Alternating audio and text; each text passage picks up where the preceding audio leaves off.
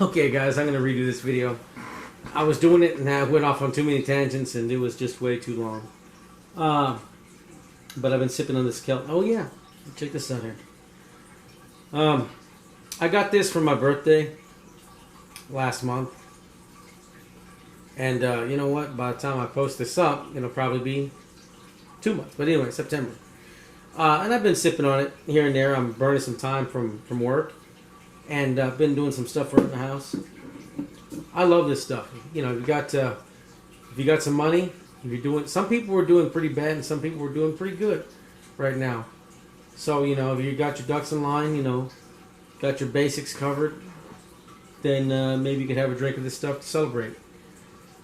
But anyway, I want to talk about a couple things, a couple problems I see. And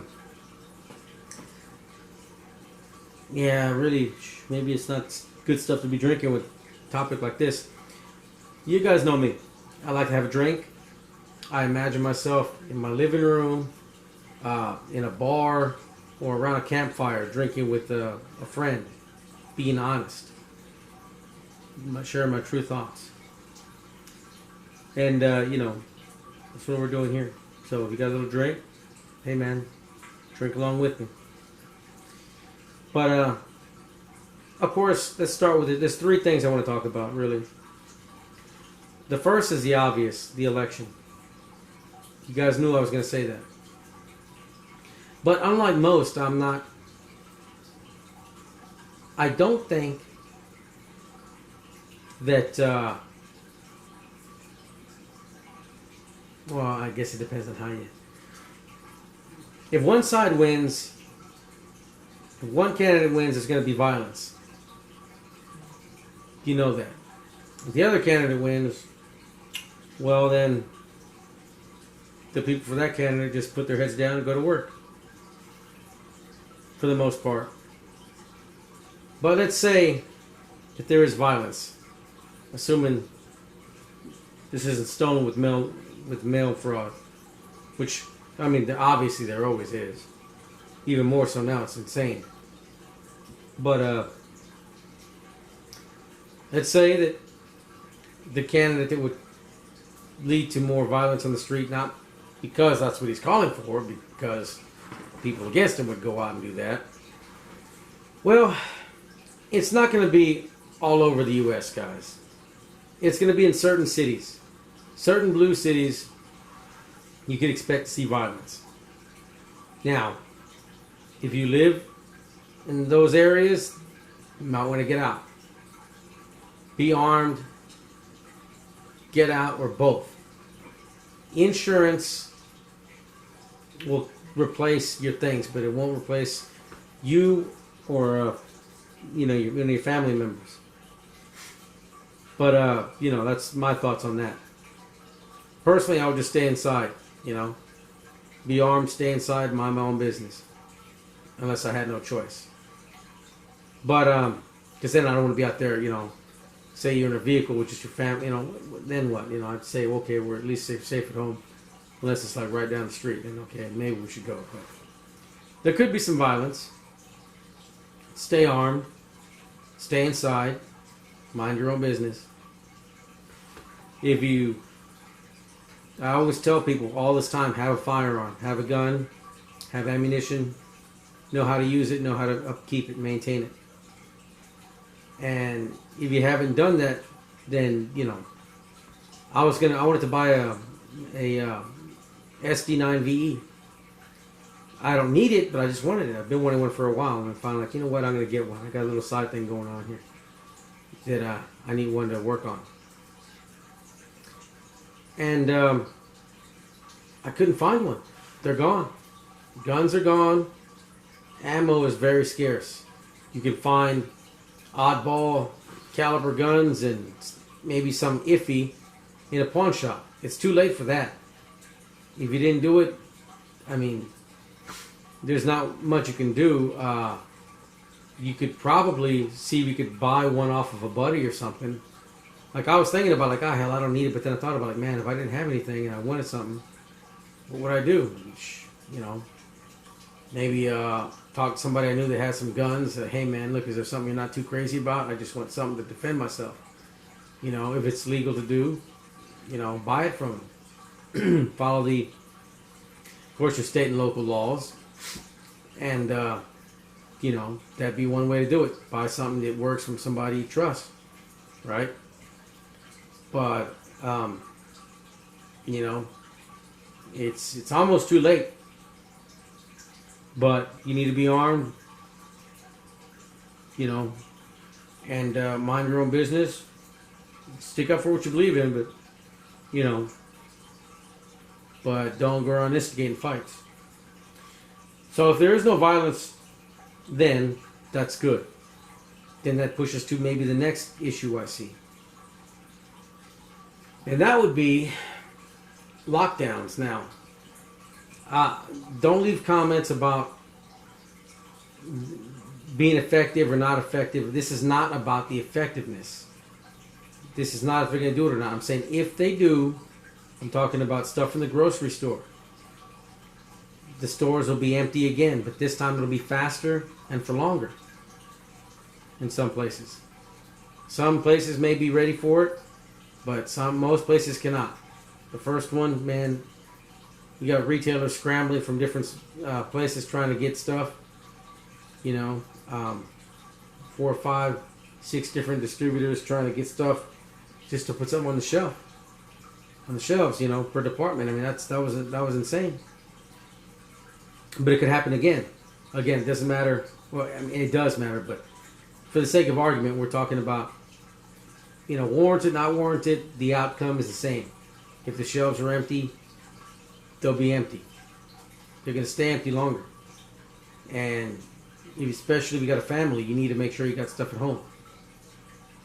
I was working on these boxes. I'll take a snapshot. But each one is filled with about a week's worth of stuff. It's got canned goods, dry goods, you know, some like little things of mayonnaise, you know, each one I busted open and use. So I would go through my pantry, which I have a deep pantry. Benji, what are you doing? After that, I would go to these boxes here, about a week each. I put them a couple together. And then I got the do-it-yourself emergency food supplies that I made, right? And then, you know, that with stuff that I grow. Do what I can. But I recommend you go and you start putting similar boxes aside. Cleaning products, if you need them. I mean, look, man, you're gonna need dish soap and stuff, regardless, right? So, you know, bar soap, you're gonna need that. Just everything I did in the other videos, I did one about martial law, you know, and shortages coming. Check out that video. And I was talking about toilet paper that would disappear, and sanitizer, all that stuff that I was talking about just totally disappeared. And you know, get that stuff and put it aside. Again, it doesn't matter if it's warranted or not, whether it's going to be effective or not. The point is, especially if you got a family, you have things at home for them or you don't. It comes down to that. So, you know, I got my girls to take care of. My wife, my daughter. So, I go out of my way and I make sure I've got stuff. Pantry stocked up. Then I got these boxes here. And then I got the emergency stuff that I did. And I've been adding to that for a while. Right? So, better safe than sorry. Now, suppose we get through the election. No problems. No violence. Right? Peaceful outcome. Assume we get into the holidays. No lockdowns. No shortages. Well, still, the inflation that's coming our way, the destruction of the money supply is going to cause shortages worse than we saw in March. The shelves are going to be just as empty, if not more empty, and for longer. It's going to get bad. And both sides, it doesn't matter, I mean, which candidates you're going for as far as spending. they're both increasing spending. You cut tax and you increase spending, that's going to increase the deficit. You hand out money, overpromise pensions, you're increasing the debt. It doesn't matter. And all that needs to be paid. You start printing that to pay for it yourself with your own currency, that's how you destroy your currency. The price of everything is going to go up like crazy. If you looked, it's already starting to. And it's going to get worse. Nothing is for free. Nothing is free. My 10-year-old knows that. But many adults don't. You know, that stimulus check, that's inflation right there. We got the first one, prices went up, they're not going back down. Permanent increase for that one-time check. This next one, you know, and this is what you should do. If you get that check, man, put it into something for your family. Don't blow that on some vacation or something like that. Stock up on food. Get a firearm, right? Something that's going to help you. Something that'll take care of your family, right? Do something wise with it. That's what I'm going to do. I mean, you know, some people are going to get a comment like, oh, well, then they'll take it. Look, man, you know, I always get shit like that. But if they're going to print out a bunch of money and throw it out there, and I'm going to have to live with the increased cost, I might as well do what I can with the one-time check I get out of it. And that's what I'm going to do. I'm putting my money with something where I think it's going to grow. I look at previous collapses, and I can't stop this collapse. But I got my girls. I can come out better than going into it. It's going to be rough to go through, but at the end of it, I'll be all right. I'm not going to be rich, but I'll be okay. And that's what I recommend you do with it. You know, I've done videos on metals if you want to go that route. You know, stocks, you want to do that. You know, some are better than others. Gold mining stocks, silver mining stocks. If gold doubles, man, I see the stocks, you know, going up tenfold or something. When the reserve currency of the world was to crash, everybody's going to flood into gold. Crypto, I'm not a believer myself. I've already went through why. Infinite money supply in paper, infinite money supply in different currencies. I mean, how many are there now? There's a finite limit to a specific currency, but the amount, I mean, there's only so many $100 bills they're going to make, but they can make 20s. I mean, you know, they come up with a $2.5 bill. I mean, you know, some countries use many currencies, you know. They use a couple different currencies. In the Philippines, I could buy, in certain parts, I could buy things with dollars. A lot of places got to cash it in for the Philippine peso, but some places I could use dollars. And then there was, I think there was some other currency. It wasn't Philippine. I don't know what it was, but it looked like somebody was paying with some other kind of currency. Because I knew the few bills that, you know, back then I knew them anyway. I think of them as American money, you know. Here's a $5, $10, $20 bill, and that's how I kind of remember it in my head to keep in mind what I was spending. But anyway, guys, get yourself armed. Put food and other provisions aside. You know, bottled water, medicine, everything I put in the martial law, potential martial law, which lockdowns, I mean, you could argue, you know, close enough. And the shortages, check out that video and a list of all the stuff in the description bar, stuff that'll hold you for a while. Whether it's trouble from the election, whether it's shortages from a lockdown, or not being able to import stuff and stuff being very scarce to a currency crisis. Either way, food and a way to defend yourself, water, medicine, all going to be vital. And you need to move on that quickly.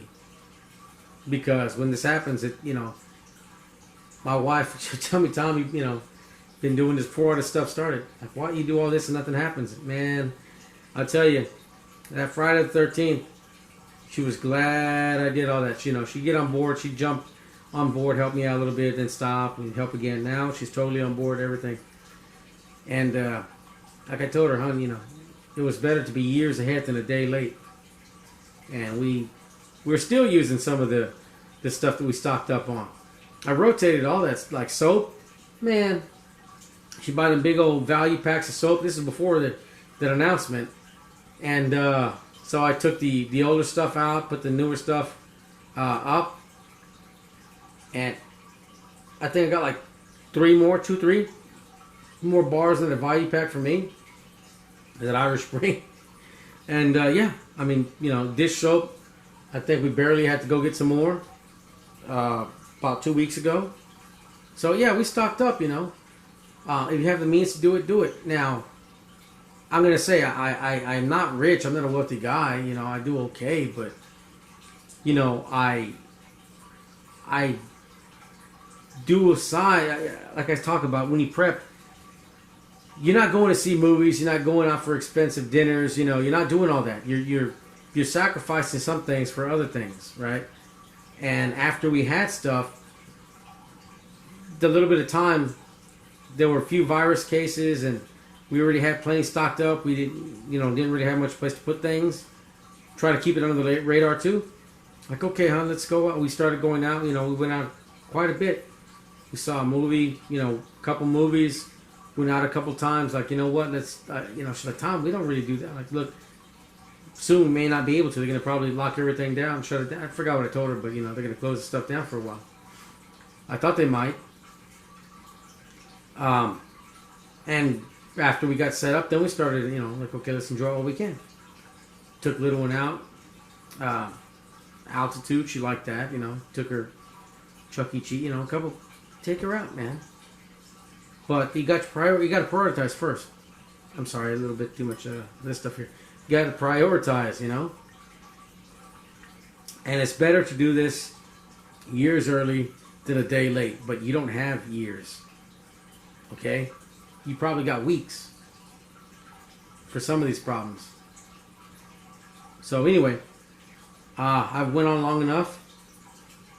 Stock up, guys. Do what you can for yourself.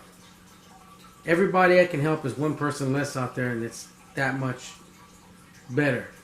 There's that much less desperation out there. So please take my advice. And if you think I'm lying about this, look into it. You don't really have that much time to look. But just think back to what you saw. Right? The madness, the shortages. Right? People fighting over bottled water and toilet paper.